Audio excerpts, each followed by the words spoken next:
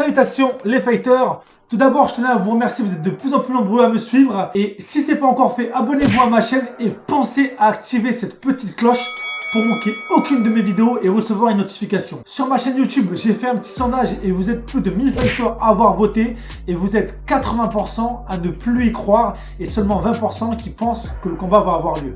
Et sur mon compte Instagram, vous êtes 67% à avoir voté non et 33% à voter oui. D'ailleurs, n'hésitez pas à me suivre sur Instagram, je suis un peu plus actif, je mets pas mal de stories, ça se passe ici.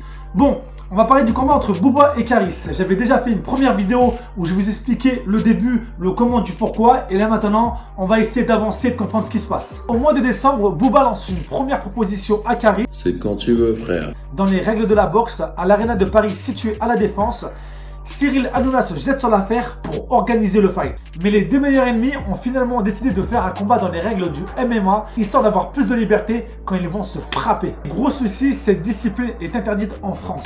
Mais il y a toujours une solution pour régler un problème, pour trouver un endroit où faire le combat. Non, pas les aéroports. Booba propose un contrat à son rival en Belgique. D'ailleurs, un grand merci aux Belges, vous êtes nombreux à me suivre.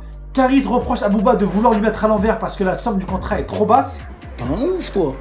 Annonceur, pub, TV, tout ça, ça vaut des millions. On a eu des échos. 2 big restas sur un ring. Tout le monde attend ça. C'est des sous. Et toi, tu crois que je vais me pointer comme François Pignon et derrière toi, tu vas prendre les millions? Il lui propose donc un combat en Tunisie à 1 million d'euros que malheureusement Booba refuse. La Tunisie, ça va pas le faire, frère.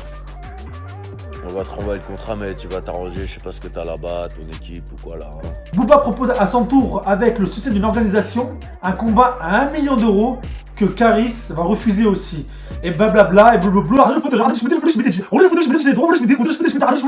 Ça parle pas chinois, ça parle pas coréen, ni thaïlandais, ça parle une langue que personne connaît. Bon, les gars, à un moment donné, il va falloir arrêter de parler et ça donnait vraiment.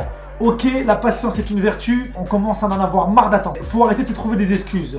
Est-ce que c'est un problème de pays? Non, je pense pas. Parce qu'à la base, vous étiez prêts à vous affronter dans la rue et vous nous en avez même fait la démonstration à l'aéroport. Un problème d'argent? Non plus. Il n'était pas question au début que les bénéfices soient reversés à une association? Bien évidemment, ça a commencé à changer de discours quand ça a parlé de millions. Et là, coup de théâtre, le HAC, la plus grande organisation de MMA en Europe, propose aux deux rappeurs un contrat à 1 million d'euros. On vous a entendu, monsieur Caris. Le SHC vous fait une offre de 1 million d'euros.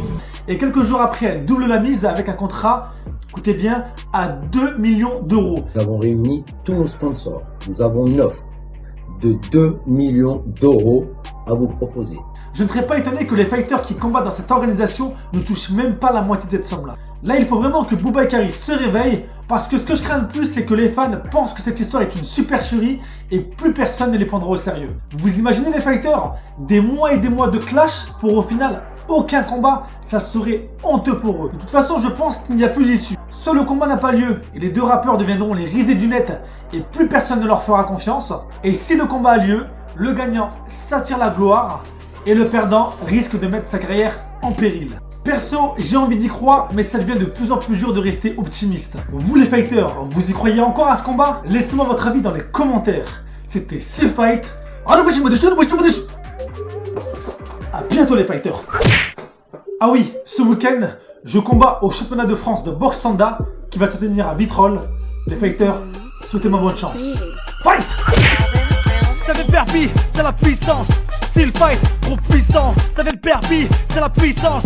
C'est le fight, trop puissant. Ça fait le permis, c'est la puissance. C'est le fight, trop puissant. C'est le fight.